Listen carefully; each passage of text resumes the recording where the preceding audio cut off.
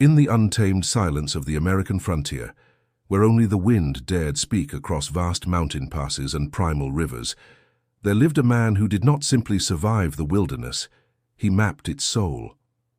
His name was Jim Bridger, and if the West was a wilderness, then he was its whisper, its will, its cartographer in flesh. Grenville Dodge, the grizzled Union general and master of rail and war, once described Bridger not merely as a guide, but as a force of nature itself. The whole West was mapped in his mind, Dodge said, and in that simple line lies a truth few men in history can claim. Jim Bridger didn't follow trails, he made them. He could feel geography like a hawk feels the wind, sense direction in the dark, with what others called instinct and he called breathing. To many, the West was a savage and unknowable place. To Bridger, it was a living map already burned into his mind, waiting only to be unveiled.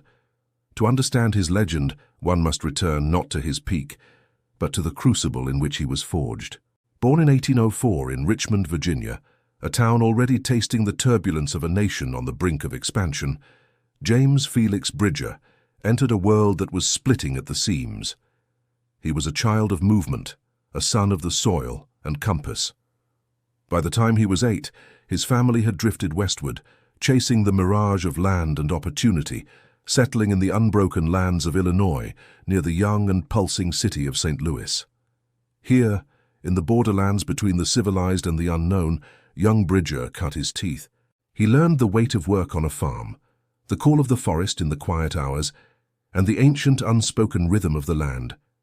His schooling came not from books, but from the rustle of trees, the dance of a river current, the howl of wind over plains untouched by man. While others sought safety in towns, Bridger's blood beat to the wild drum of the frontier. Then, in 1822, when he was just 18, destiny called, and Bridger answered with both hands. He found it in the pages of a newspaper, an advertisement etched in ink that would become a gateway to myth. The Rocky Mountain Fur Company, founded by General William Ashley, sought 100 brave souls to venture deep into the unknown, into the belly of the Rockies, where rivers ran wild and beaver pelts turned men into kings. $200 a year was the offer, but money was never the lure for Bridger. Adventure was his currency, risk his gospel. The promise of an unclaimed horizon, that was enough. And so he joined the Upper Missouri Expedition, a ragged, hardened brotherhood of wanderers and warriors, where names like Hugh Glass, Jim Beckwourth, and Jedediah Smith would be etched beside his in the annals of the impossible. These were not just men, they were myths being written in real time, blades sharpened not just for hunting, but for survival, for vengeance, for staking the very shape of America. The journey upstream began with hope and trade. Powder exchanged for horses with the Arikara, a transaction older than governments. But the wild has no loyalty, and peace is always a brittle thing. That same summer, a trapper in their ranks, Aaron Stevens, chose desire over wisdom, attempting to seduce an Arikara woman. The price for his arrogance was his life. His throat slit in the night, and with it, the Arikara descended in rage upon the camp. The attack came swift and bloody. Flames licked canvas, lead met flesh, arrows sang their ancient war songs. Out of the chaos, Bridger emerged unscathed, not by luck, but by instinct. A talent for survival honed like a knife's edge. 75 men escaped, pulling themselves upstream, battered but unbroken. Retreat would not be the final word. Justice or revenge, depending on the tongue, came next. Joined by Captain Andrew Henry and a battalion of soldiers and Sioux allies, the mountain men returned to the Arikara village and delivered fire. Many were slain, their supplies taken. The frontier did not forgive easily, and Bridger's world was carved in the language of retaliation. It was in these crucibles of blood and survival that the boy named Jim Bridger became something more, something harder, more enduring. He wasn't just a frontiersman. He was becoming a spirit of the West itself, a man who would live not only in the camps of his contemporaries, but in the nightmares of those who underestimated the resolve of the American wild.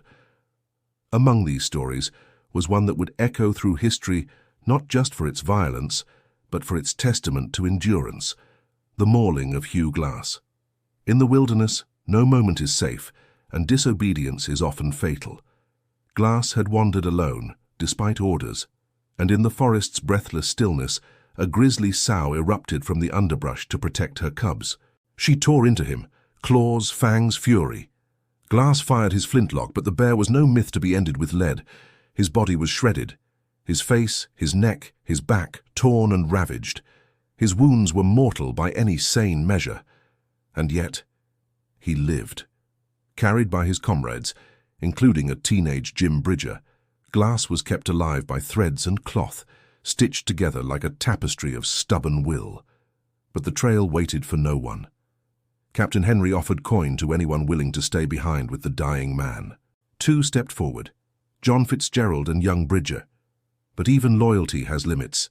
Fear of another Arikara assault caused Fitzgerald to waver. He convinced Bridger to abandon Glass, and together they took his weapons and left him for dead. But the West, like Bridger, does not yield easily. Glass survived, crawled through the mud, the blood, the bitter terrain, and when he returned, vengeance was his only flame. He found Bridger, not with rage, but with a warning: never abandon your own again. And Bridger listened. The lesson would define him, not as a man immune to error, but as one forged by it. Every great legend is stained by choice, and it is what one does after the fire that defines the weight of their myth. Jim Bridger, the mountain man who would chart the edges of the known world, had begun his odyssey, not with glory, but with fire, regret, resolve, and an unbreakable bond to the land that would forever carry his name. The tale of Hugh Glass and the bear stands among the most brutal and revealing chapters of the American frontier, and young Jim Bridger, barely out of adolescence, was there, not as a hero but as a boy standing at the precipice of a lifelong transformation. Glass, a seasoned trapper and a man carved from the sinew of raw defiance, had disobeyed direct orders and gone off alone, foraging for berries near the Grand River. What met him in that lonely thicket was not prey, but fury itself. A mother grizzly, titanic in her maternal rage, protecting two nearby cubs.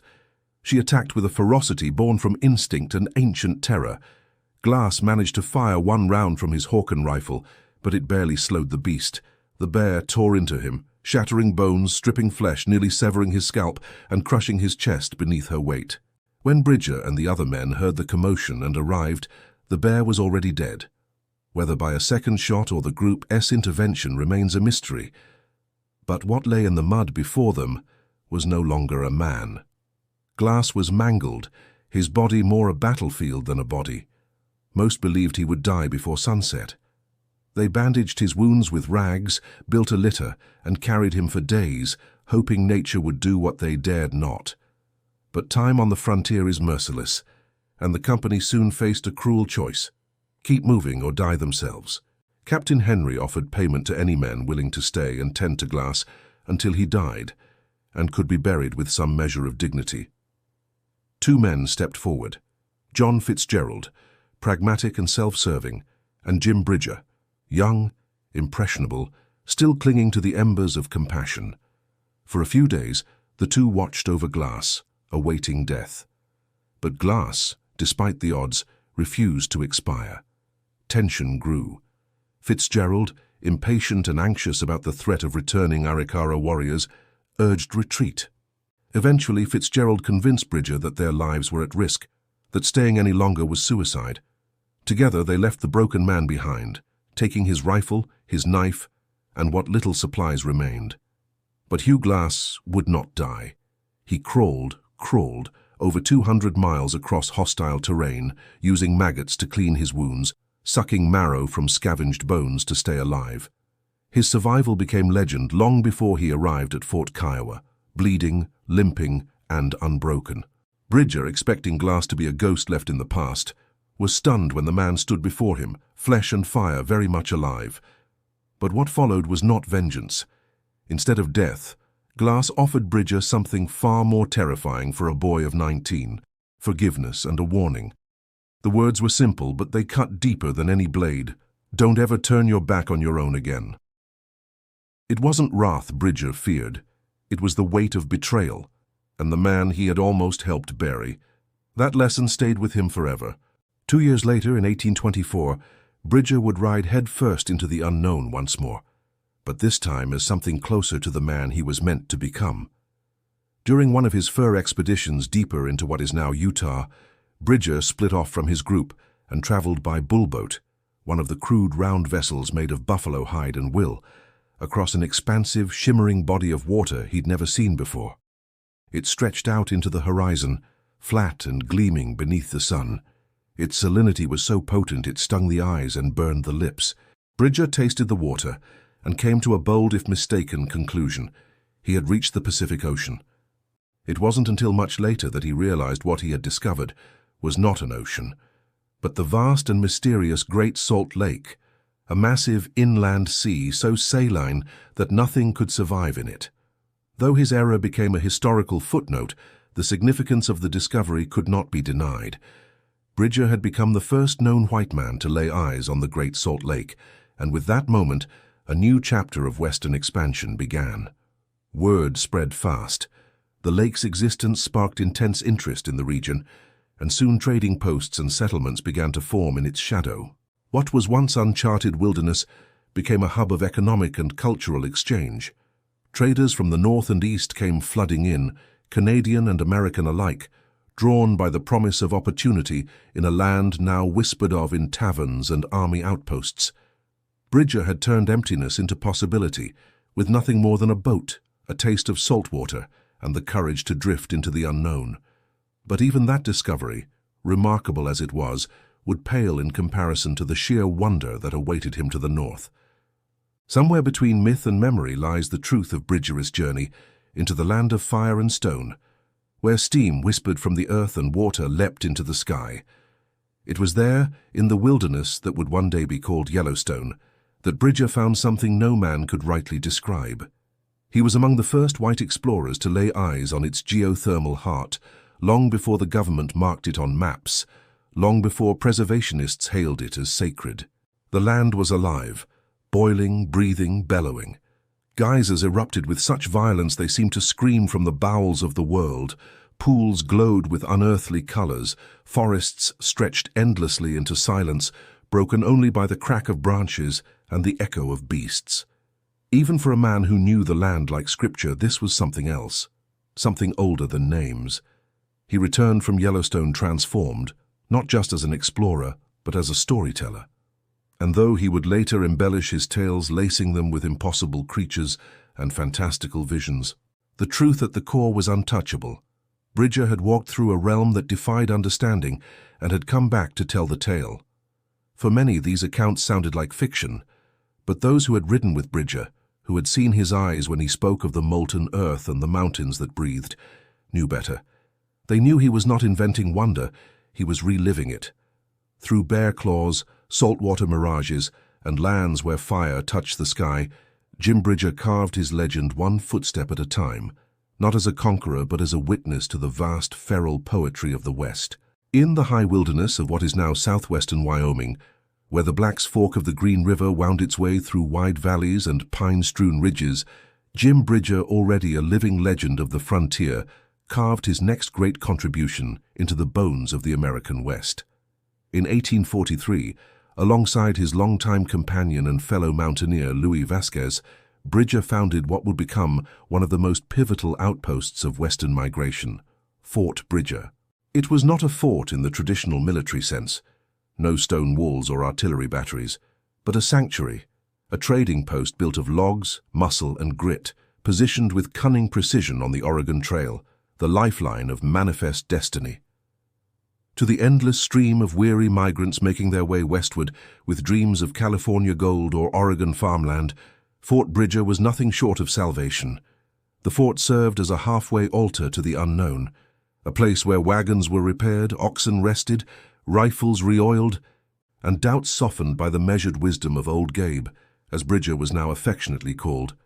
The man who had walked with mountain lions and mapped salt lakes from skin boats was now an advisor to families who had never seen a wilderness greater than a county line. They came to him asking about rivers, snows, and savage lands. He answered not with poetry, but precision.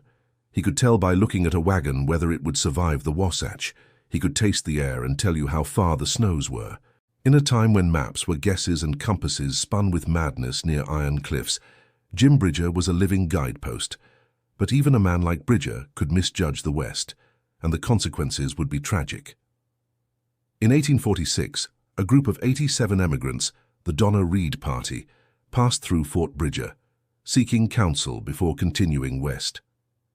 Eager for a shortcut to California, they inquired about the now infamous Hastings Cutoff, a newly promoted route that promised a quicker passage than the established trails. Bridger, in what many historians see as a grave miscalculation, or perhaps a move motivated by trading interests, endorsed the route, assuring the group that it was level, well-watered, and traversable. He did warn them of a dry stretch ahead, a supposed 40-mile desert. What Bridger didn't know or didn't communicate clearly was that the barren hellscape extended closer to 80 miles, and the so-called shortcut would take them through the Wasatch Mountains and across the Great Salt Lake Desert, one of the harshest regions in North America. The Donner Party, trusting his seasoned words, took the route. They paid for it with their lives. Caught by early snows in the Sierra Nevada, their wagons bogged down, their oxen perished, and hope withered into hunger. By the time rescue parties reached them in the spring, more than half were dead, and the survivors had been forced to resort to cannibalism. The name Donner would be forever etched in the dark mythos of the American frontier, and though Bridger was far removed from the tragedy's snowy tomb, the ghost of his advice lingered in the history books. But Bridger, ever the mapmaker of mines and mountains, did not retreat from the land he'd lived to master. In 1850, he once again turned his eye to the wild and found a new way forward, literally. During his service as a guide for the Stansbury expedition, a team of elite topographical engineers tasked with surveying the West, Bridger identified a path through south-central Wyoming that would change the future of American travel. This new route bypassed the traditional South Pass and shaved 60 miles off the Oregon Trail. It cut clean through the Continental Divide, and like a knife parting hide, it opened a path of speed and survival in a land where both were rare. This new passage became known as Bridger Pass, and though it bore his name, its impact stretched far beyond one man. Decades later, the same trail would serve the Pony Express, galloping riders bearing news at unmatched speed. It would carry the iron veins of the Union Pacific Railroad, linking coasts in steel unity. And in the 20th century, the pass would be chosen once more, this time by engineers designing the mighty Interstate 80, a ribbon of asphalt that still follows the route Bridger first blazed on foot and horseback. But Bridger's gift to the West did not end with roads. He also gave it alternatives. As gold fever gripped the continent, waves of miners poured into Montana, seeking to ride the riverbeds into sudden wealth. The existing path, the Bozeman Trail, was treacherous, rife with hostile encounters and cutting through sacred Lakota hunting grounds. So in the late 1850s and early 1860s, Jim Bridger carved another artery through the wilderness, the Bridger Trail.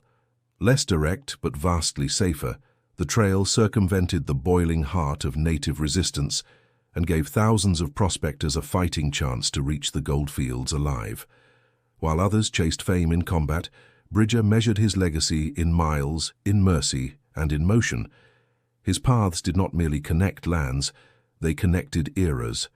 Each route he scouted, each pass he marked, was another stitch in the fabric of a nation sewing itself westward.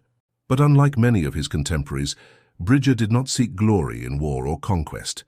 He sought clarity, to understand the land as it was, and to help others survive it. Fort Bridger, the Salt Lake, Yellowstone, the Pass, the Trail. Each of these places echo not just his name, but his presence, his relentless, wind-bitten, mud-caked, truth-hardened presence. He was not a builder of empires or an architect of manifestos. He was the man who knew the way, and for every soul who crossed into the unknown, that was enough. Before we dive into the final, most human chapters of Jim Bridger's legendary journey, don't forget to subscribe to the channel, hit the like button, and leave a comment below telling us which part of his life struck you the most. Was it the wilderness, the warfare, or the quiet moments of loss and legacy? Your voice helps keep these forgotten frontiers alive. Now, let us return to the fire-lit trails of history and follow Bridger into the twilight of his epic life. In the shadows between rivers and ranges, glory and grief often walk hand in hand. For all the battles Jim Bridger won against time, terrain, and rival tribes, there were those he could not. Those fought in the hushed corners of tents and homes, beside the dying breaths of those he loved. Behind the iron of his legend stood a man weathered not only by nature, but by the cruel churn of fate. Jim Bridger was not just a pioneer of geography, he was a survivor of heartbreak. Throughout his life, Bridger married 3 indigenous women, each from a different tribe. These were not political arrangements or exploitations of the frontier. They were real unions, born of companionship, shared experience, and a mutual understanding of the harsh world they occupied. His first wife, Emma, was of the Flathead Nation, and by all accounts she was both strong and gentle. A mother of 3 and a stalwart presence at Bridger's side during the earliest years of Fort Bridger's establishment. Together they endured the early winters, traded with travelers and raised children amid the dust and hope of westward expansion. But the wild takes whom it pleases, and in 1846, fever claimed Emma's life, ripping her from Bridger's world like a page torn from a journal. No rifle or trail wisdom could stop what sickness had already begun. The grief, though private, cut deep. Bridger had buried comrades before, but this was different. This was home, torn apart in silence. Not long after Emma's passing, Bridger married again, this time to a Ute woman whose name has been lost to time, though her story remains etched in sorrow. She too passed young, dying in childbirth just 3 years into their union. Again, Bridger was left to bury more than a partner. He buried the dreams of a future, the sounds of laughter that never filled the cabin, and the promise of peace that always seemed just out of reach. His third and final wife, Mary Washakie, daughter of the legendary Shoshone chief Washakie, brought with her a brief but brilliant chapter of calm. Together they had 2 children, and for a fleeting moment Bridger's life seemed to soften, his evenings filled with stories instead of silence. But fate, unkind and tireless, had more wounds to offer. His children were not spared the chaos of the age. Mary Ann, his daughter, was captured by the Cayuse during the infamous Whitman massacre and, though eventually released, died shortly after from illness, likely weakened by captivity. Felix, Bridger's son, served in the Missouri artillery during a time when disease killed more men than bullets. He succumbed not to war, but to illness, far from his father's arms. Josephine, another of his daughters, reportedly passed young as well, her life cut short like so many others in the era of grit and graves. Only Virginia Bridger, his youngest daughter, survived her father and lived to care for him in his final years. She, alone, bore the full weight of a legacy forged in silence, hardship, and honor. Through her, the final embers of Bridger's spirit would remain burning beyond his last breath. As the 1850s advanced, Jim Bridger found himself entangled in a very different kind of frontier conflict, not with the natural world or rival fur trappers, but with Brigham Young's Mormon settlers. The Latter-day Saints, fleeing persecution, had settled in the Salt Lake Valley, Bridger's old stomping grounds. What began as polite distance soon turned into mounting tension. Bridger, a man of sharp observation, viewed the growing Mormon theocracy with suspicion. Brigham Young, in turn, viewed Bridger as a threat, an unpredictable element with deep native ties, invaluable knowledge of the land, and a growing influence among travelers. By 1853, this quiet animosity had ignited. The Mormon militia, answering only to Young, not to Washington, issued a warrant for Bridger's arrest, accusing him of illegally trading arms and liquor to native tribes. Whether the charges were based in fact or fiction remains debated, but the political motives were clear. Remove the man, claim the territory. Bridger fled Fort Bridger under the cover of darkness, leaving behind only a cache of alcohol that was promptly destroyed by the Mormons. His post, once a beacon for pioneers, was burned and occupied, renamed, and declared a Mormon fort. But Bridger was not a man who disappeared. He went east, seeking justice from the federal government, appealing directly to President James Buchanan. Washington listened. In 1857, the U.S. government launched the Utah expedition, led by Colonel Albert Sidney Johnston, to restore federal authority in Utah Territory. And who better to guide this campaign through hostile terrain and winter wrath than Jim Bridger himself? He joined the military expedition not as a soldier, but as chief of scouts, the same role he had quietly earned across decades of frontier mastery. Among the young men under Johnston's command was a teenage rider, William Frederick Cody, the boy who would become Buffalo Bill. Cody would later credit Bridger as a formative influence, a giant whose tales were as sharp as his instincts and whose stories, whether entirely factual or not, shaped the West's mythology. Though the campaign faced brutal winter conditions and logistical nightmares, it ended without major bloodshed. The Mormons, facing the full weight of federal force, backed down, and the rebellion ended with compromise. Bridger, however, would never reclaim Fort Bridger as it once stood. What had been his sanctuary now belonged to others, but there was no time to mourn what was lost. The final crucibles of Bridger's life were yet to come. In the 1860s, America was unraveling from within, and the West, no longer frontier but battleground, was aflame. The Reynolds expedition of 1859, aimed at mapping the Yellowstone River headwaters, once again brought Bridger into command as the party's primary guide. Though snowfall prevented the group from reaching their ultimate goal, Bridger led them through Jackson Hole and Pierre's Hole, expanding the nation's understanding of the untamed North. But it was in the Bozeman Trail conflict, the spark of Red Cloud's war, that Bridger would face his greatest moral conflict. The trail, slashing directly through the sacred hunting lands of the Lakota Sioux, was a provocation disguised as progress. The U.S. Army, fueled by gold lust in Montana, erected forts along the trail, determined to protect settlers at any cost. Bridger, with his intimate knowledge of the tribes and their customs, warned the military leaders, especially Colonel Henry B. Carrington, commander of the newly built Fort Phil Kearny, that blood would be spilled if the forts remained. The Lakota, under the formidable war chief Red Cloud, would not abide by trespass. His warnings went unheeded. On December 21, 1866, the worst fears came true. Captain William Fetterman, ignoring orders and underestimating Lakota tactics, led 80 men into an ambush. Every single one was killed. Bridger helped retrieve the remains, walking among the carnage of arrogance and misjudgment. It was a grim vindication. The following year, in 1867, during the wagon box fight, Bridger once again played a role in the defense of Fort Phil Kearny.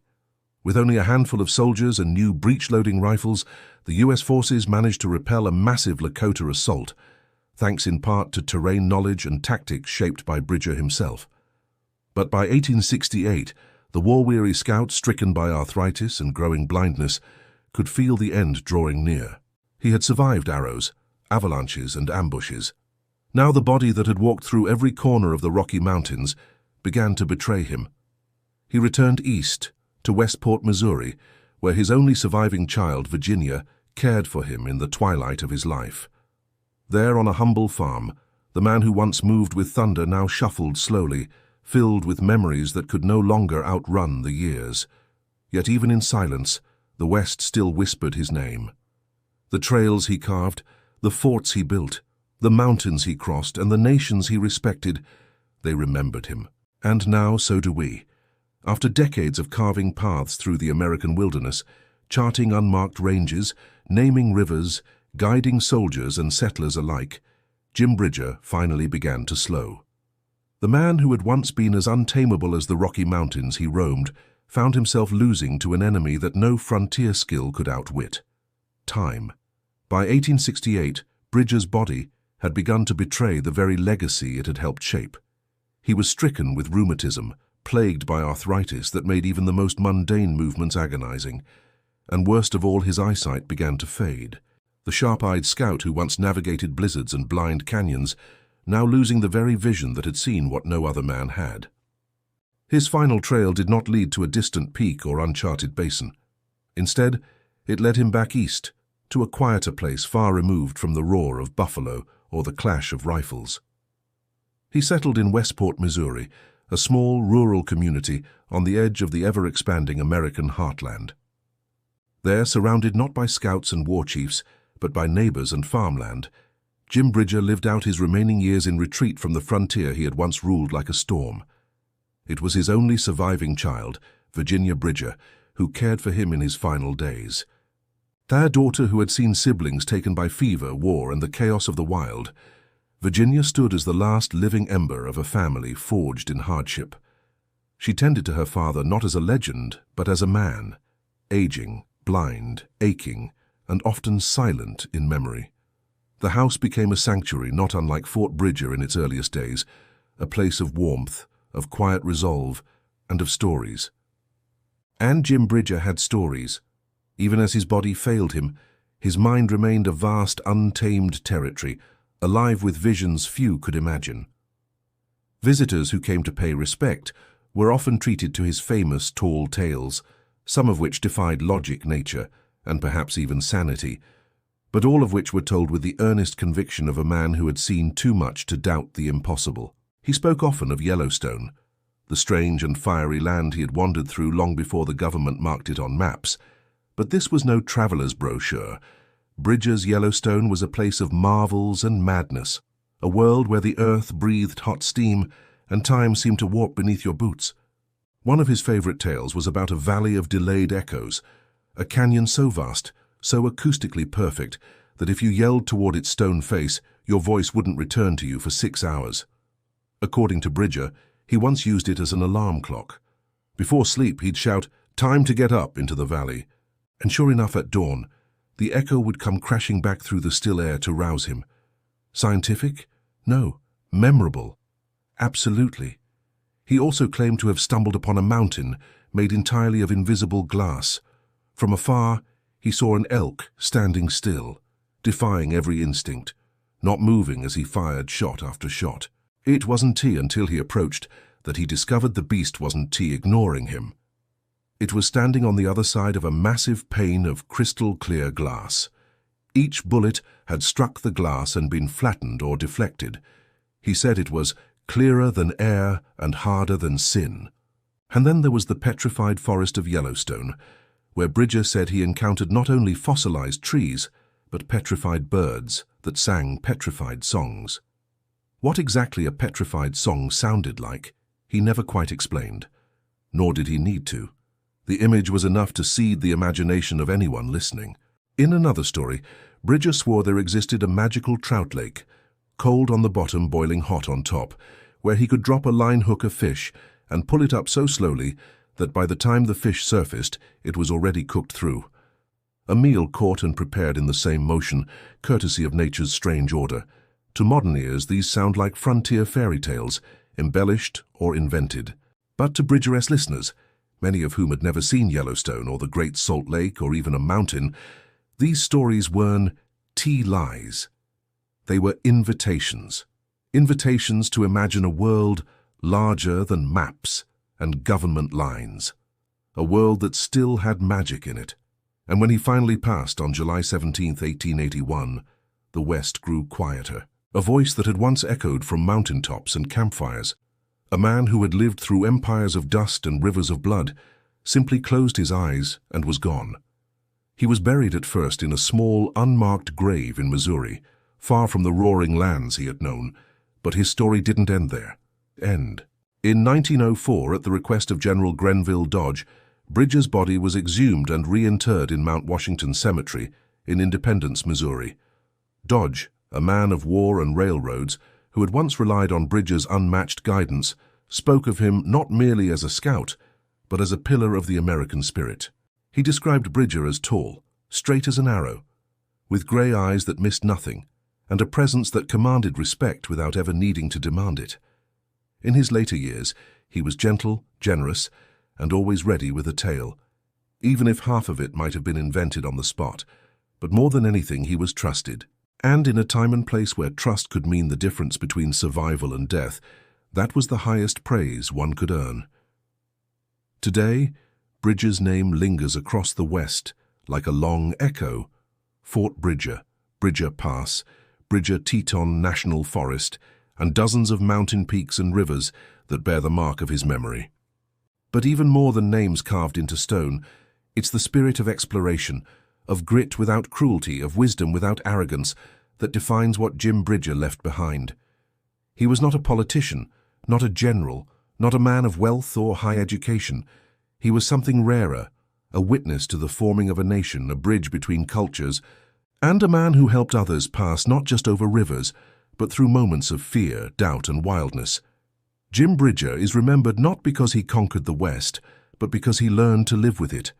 And now, if you've made it this far, if you've walked these last miles of his journey with us, don't forget to subscribe to the channel, like this video if Bridger's story inspired you, and leave a comment telling us which of his wild tales or real feats moved you the most.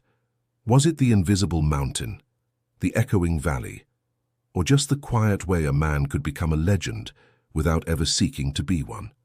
Thanks for watching, and may your next trail be just as full of wonder.